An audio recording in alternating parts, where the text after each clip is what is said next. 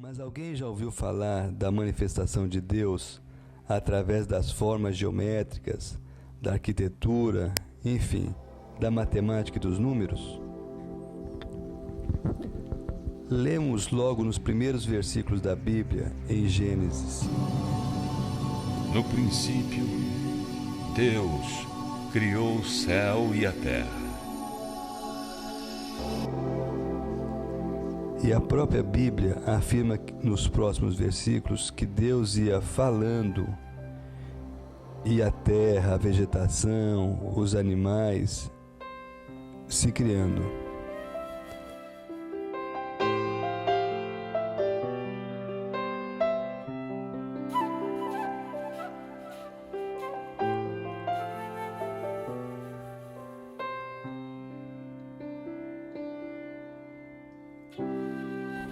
Mas que língua será que Deus falava? Para mim não era o português, o inglês, o espanhol ou o chinês. Mas talvez a linguagem matemática. Seria uma equação matemática um pensamento de Deus? Sabemos que a matemática é uma linguagem universal. Os símbolos matemáticos podem ser uma criação do homem, mas a linguagem matemática é divina. O nosso Deus, além de ser um Deus amoroso, expressando sempre os sentimentos através do seu amor incondicional para cada um de nós, Deus é também um Deus lógico. Vemos nas suas obras criadas, como o universo, que ele funciona com uma precisão infinitesimal. Quantas constantes são conhecidas hoje pela física, tais como a velocidade da luz, a constante universal dos gases, a força da gravidade,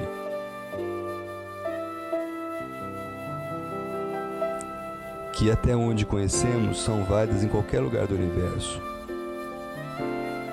O conhecimento da matemática nos permite compreender a complexidade do universo, da vida e, consequentemente, vislumbrar de forma assombrosa a grandeza, magnitude e poder daquele que criou tudo isto. As pessoas que criam alguma coisa deixam uma característica própria em suas obras, facilitando assim o reconhecimento das mesmas.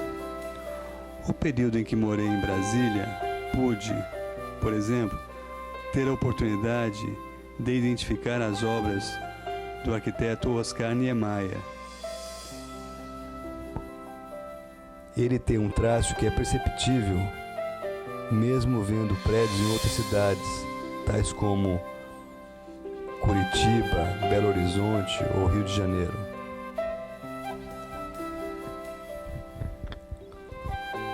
Podemos verificar também a característica do artista em outras artes, tais como a pintura. Veja, por exemplo, alguns quadros de Salvador Dalí e os seus famosos relógios derretidos.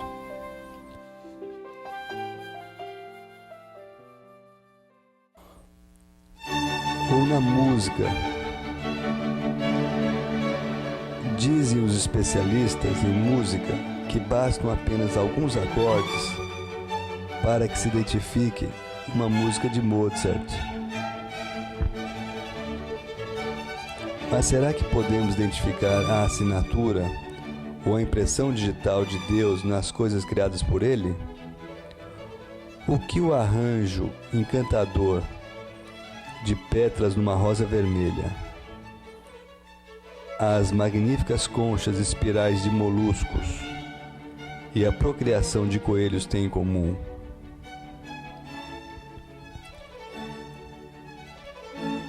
Deus, quando criava o universo, a terra, a vegetação, como lemos em Gênesis capítulo 1, versículos 10, 12, 18, 21 e 25, Deus dizia que tudo era bom. Este bom tem o significado também de perfeito e belo. Estudiosos, desde a Grécia Antiga, tentaram entender o que é o belo através das formas da geometria e da matemática.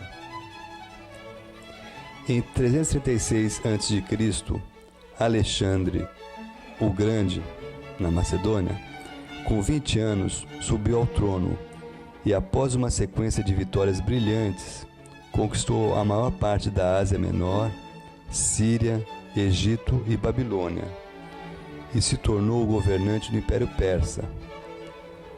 Alguns anos antes da sua morte precoce, com apenas 33 anos, ele fundou o que passou a ser o mais grandioso monumento ao seu nome, a cidade de Alexandria, perto da foz do rio Nilo. Alexandria se localizava no cruzamento de três grandes civilizações, a egípcia, a grega e a judaica. Consequentemente, tornou-se um centro intelectual extraordinário, que durou séculos, e o local de origem de feitos extraordinários. Após a morte de Alexandre, Ptolomeu I adquiriu controle sobre os domínios egípcios e africanos, por volta de 306 a.C., e uma de suas primeiras ações foi a instalação do equivalente a uma universidade, conhecida então como o Museu, em Alexandria. Esta instituição incluía uma biblioteca que ficou famosa por possuir 700 mil livros. A primeira equipe de professores da escola de Alexandria incluía Euclides, autor do livro mais conhecido da história matemática, Elementos. É nesse livro que aparece a primeira definição de razão áurea, ou que foi chamado a partir da Idade Média de proporção divina. Ele descreveu essa proporção em um segmento de reta como dividir um segmento de reta em média e extrema razão. Vamos à demonstração matemática e geométrica. Como tudo de Deus é grandioso e complexo, mas ao mesmo tempo é simples, vamos então começar com um pequeno ponto que chamaremos de A. Com mais um ponto que chamaremos de B, podemos traçar um segmento de reta. Vamos agora dividir esse segmento de reta no ponto M e teremos consequentemente dois segmentos de reta. O segmento de reta A minúsculo e o segmento de reta B minúsculo. E logicamente o segmento de reta total, que é C. Desta forma, temos 6 razões ou proporções que podemos tirar desses segmentos.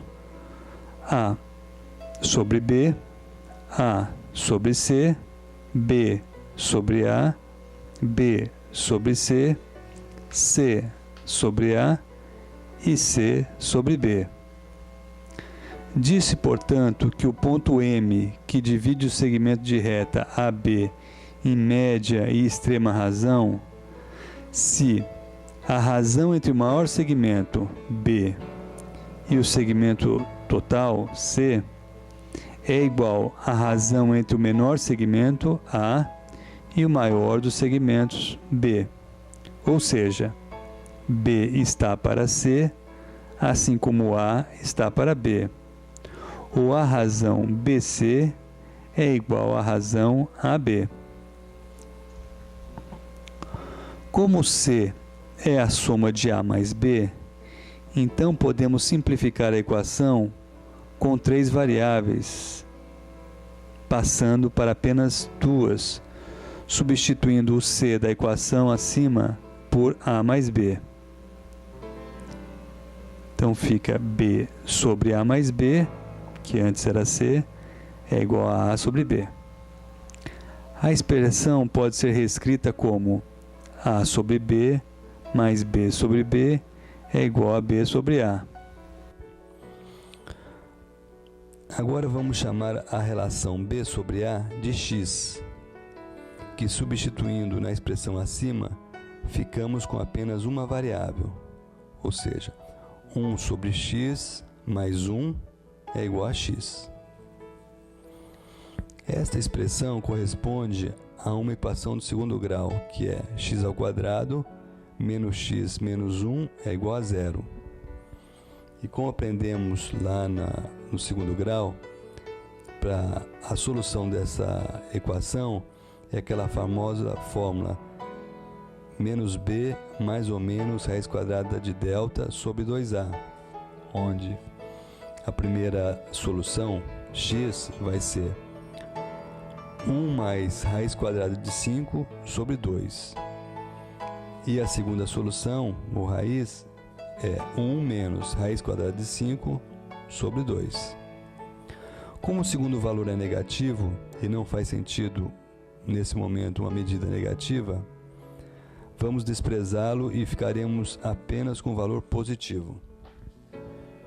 Portanto, a partir dessa proporção áurea ou divina, chegamos a um número áureo ou divino, que é comumente representada pela letra grega φ.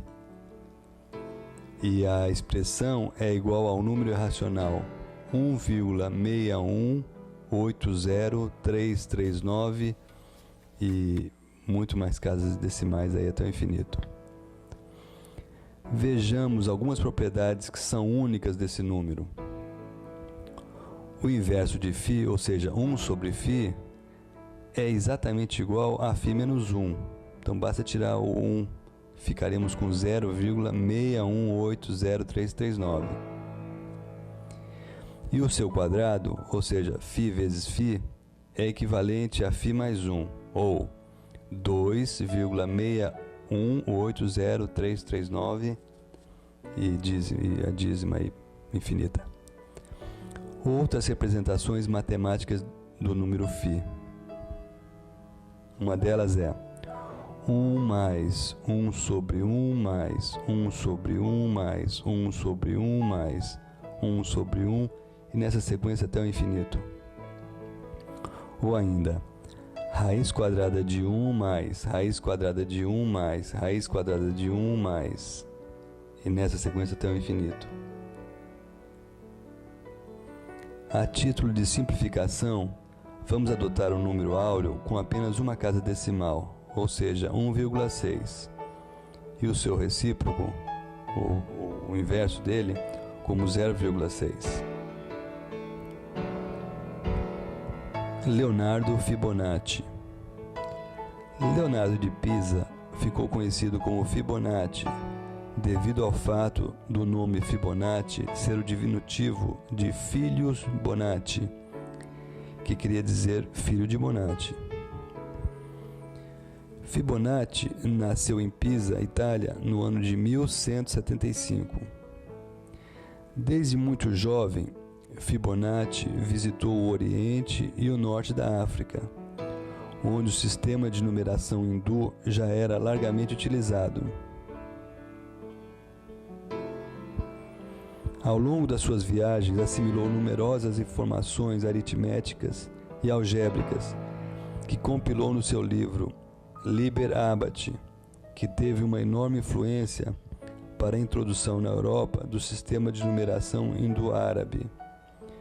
Foi nesse livro que Fibonacci introduziu o conceito dos números de Fibonacci, através do problema dos coelhos. Qual era esse problema?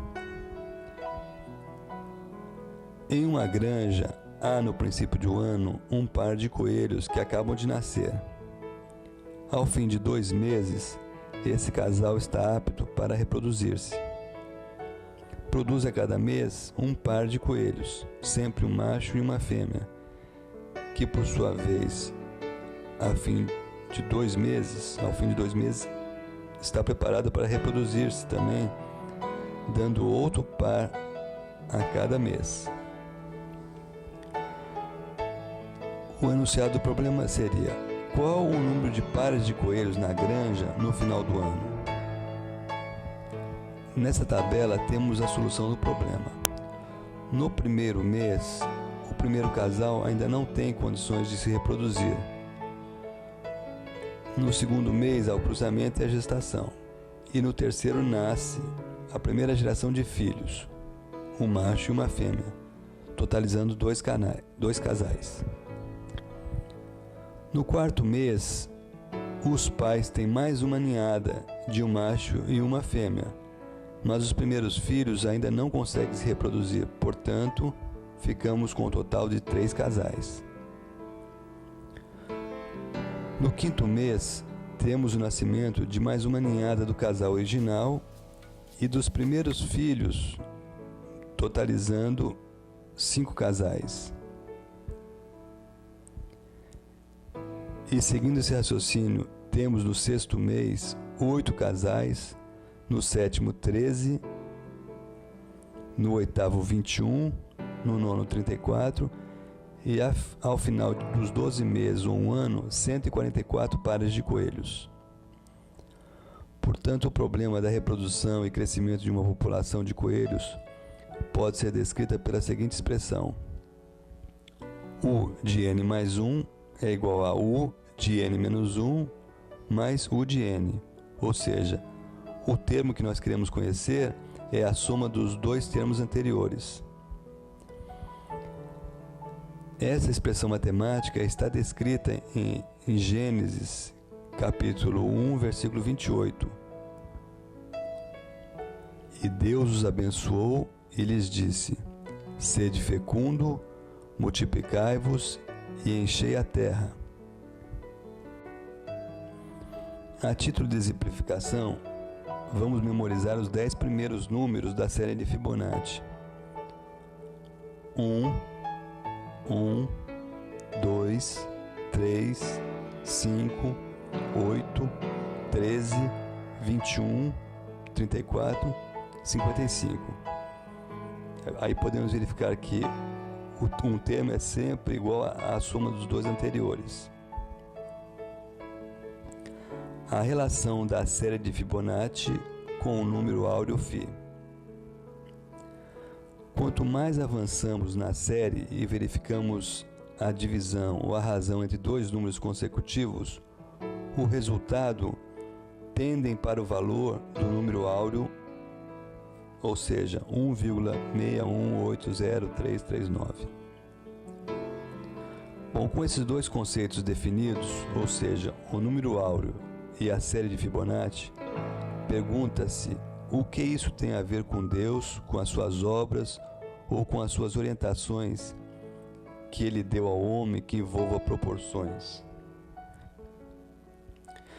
Vamos começar com as orientações de Deus na construção de alguns artefatos. Em Gênesis, capítulo 6, versículo 14 e 15, Deus orienta Noé na construção da arca. Ele diz o seguinte: faze uma arca de tábuas de cipreste, nela farás compartimentos e calafetarás com betume por dentro e por fora. Deste modo a farás. De 300 côvados será o comprimento, de 50 a largura e a altura de 30. A proporção entre a largura de 50 côvados, ou equivalente a 23 metros, e a sua altura de 30 côvados, ou equivalente a 14 metros, está na proporção divina de 1,6. Deus também orientou a Moisés na construção da Arca da Aliança, como lemos em Êxodo, capítulo 25, versículo 10. Bem farão uma arca de madeira de acácia, de 2 côvados e meio será o seu comprimento, de 1 côvado e meio a largura e de 1 côvado e meio a altura. Mais uma vez, se verificarmos a proporção entre o comprimento e a largura, verificaremos a proporção divina de 1,6, ou o número φ. A proporção divina nas formas geométricas. O filósofo escolástico italiano São Tomás de Aquino, que viveu entre 1225 e 1274, tentou captar uma relação fundamental entre a beleza e a matemática. Ele escreveu: os sentidos se deliciam em coisas devidamente proporcionais. Portanto, o estudo da relação entre as formas geométricas, as proporções e a beleza é muito antigo. Muitos autores afirmam que o retângulo áureo é o mais esteticamente agradável de todos os retângulos. Um dos fundadores da psicologia moderna, Gustav Theodor Fechner, que viveu entre 1801 e 1887, realizou uma experiência através de uma pesquisa de opinião pública na qual 10 retângulos foram colocados em frente a um indivíduo, a qual se pedia que ele escolhesse qual o mais agradável. O resultado foi surpreendente, pois 76% dos entrevistados escolheram os retângulos que tinham a proporção áurea, ou seja, era o retângulo áureo. Todos os outros retângulos tiveram menos de 10% de escolha. Vamos estudar agora um pouquinho o retângulo áureo, suas propriedades e a relação com outras figuras geométricas. Já sabemos que a relação entre a largura e a altura do retângulo áureo tem a proporção divina, ou seja, 1,6. Mas o que acontece se traçarmos uma reta e dividirmos o retângulo bem no ponto M, que é o ponto da média extrema razão definida por Euclides? Teremos um quadrado do lado esquerdo e outro retângulo áureo do lado direito, na mesma proporção do original. Podemos dividir um dos lados no ponto M' na proporção divina e teremos mais uma divisão com um quadrado perfeito na parte superior e um outro retângulo áureo na parte inferior, onde podemos mais uma vez dividi-lo na mesma proporção para obtermos outro quadrado e outro retângulo áureo menor, porém sempre na mesma proporção, e assim sucessivamente.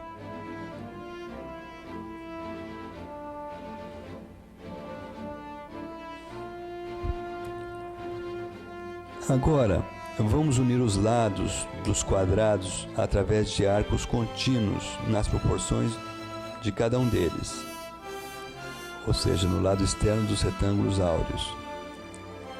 Chegaremos a outra figura interessante, que é a espiral logarítmica, que segue a proporção áurea até o infinitesimal. Podemos chamar esta espiral também de áurea ou divina, pois ela mantém a proporção divina. Agora, vocês poderão perguntar: ok, nós vimos que o retângulo áureo ou divino fazia parte das obras solicitadas por Deus aos seus profetas, no caso que nós vimos a Noé e a Moisés. Mas o que isso tem a ver com as obras criadas por Deus? Será que nós encontramos a espiral logarítmica na natureza? Vamos ver alguns exemplos. Hoje é conhecido que alguns tipos de galáxias têm a espiral logarítmica na sua forma. Conchas espirais em vários moluscos.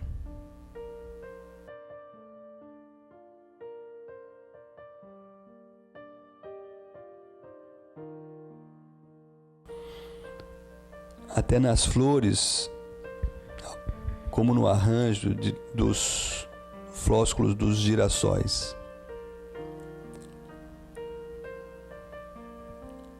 Há também em algumas frutas, como a pinha.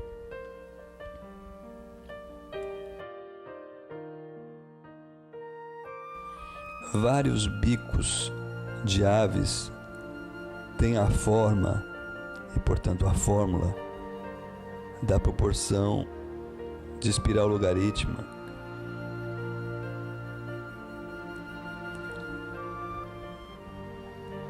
E a série de Fibonacci, lembram-se dela? O que esses números têm a ver com a natureza criada por Deus?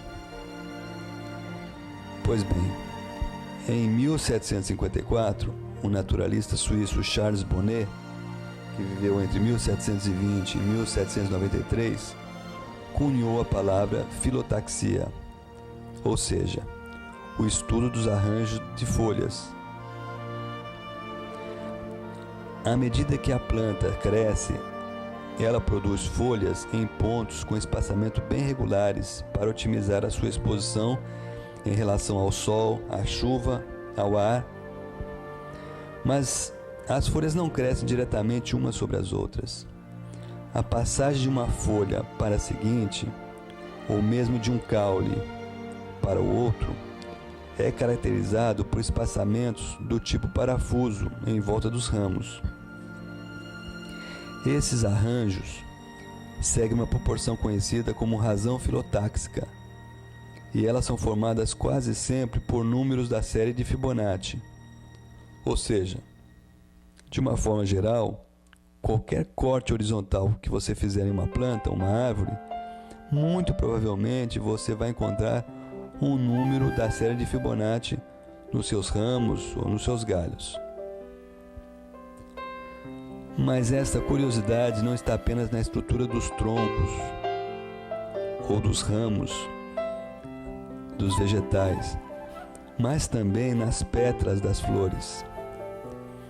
É quase que uma regra geral na natureza você encontrar flores com uma pétala, duas pétalas, 3, 5 pétalas, 8 pétalas, 13, 21 pétalas e assim sucessivamente, ou seja, a série de Fibonacci.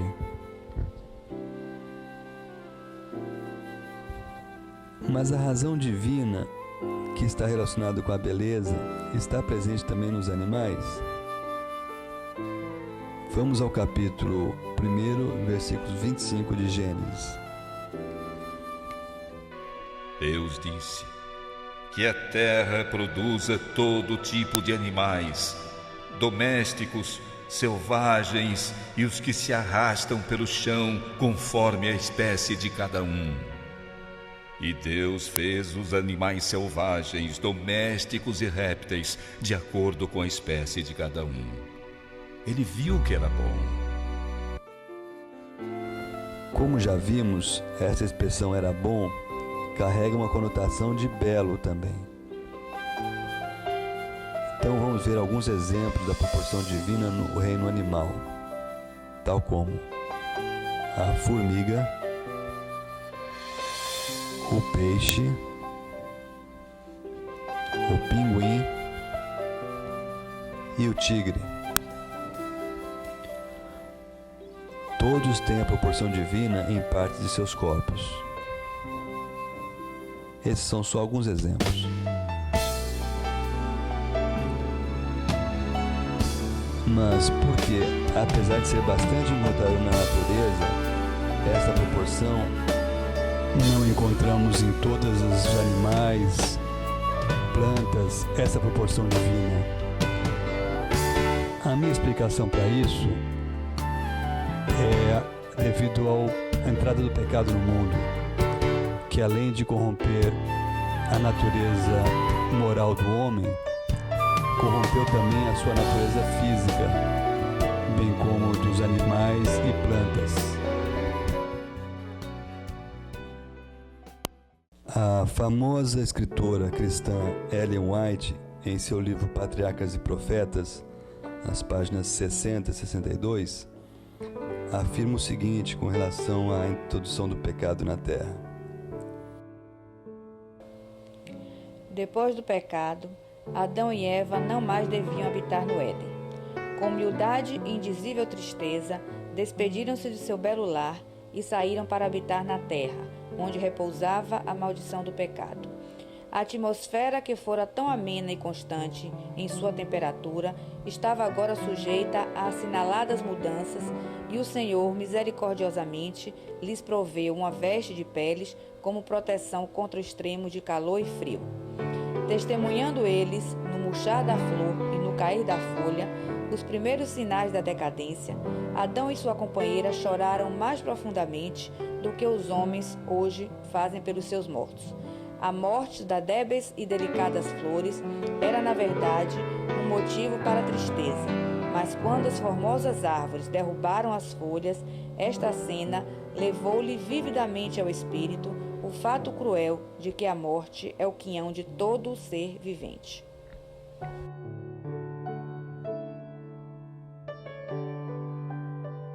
Em Gênesis, capítulo 1, versículo 27, afirma que quando Deus criou o homem à sua imagem e semelhança. Deus viu que tudo que havia feito era muito bom. A noite passou e veio o amanhecer.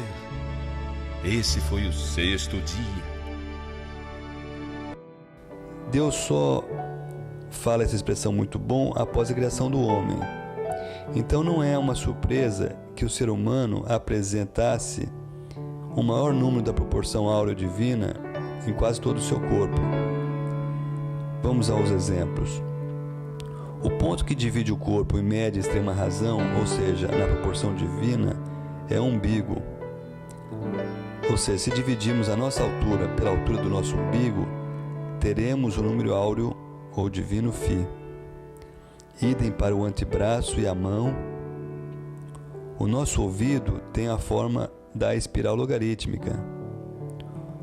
Ossos da nossa cabeça, do tronco, dos pés e das mãos, idem. Mas temos a maior parte dessa proporção na cabeça, no queixo, nariz, olhos e principalmente na boca e nos dentes. Portanto, será que Deus, o Criador do Universo, com tantas constantes físicas que foram criadas e deixadas na natureza, como vimos no início dessa apresentação, teria criado também uma constante da criação? O Deus único, Criador, pegou o nada e criou tudo. Seria o φ a constante da criação?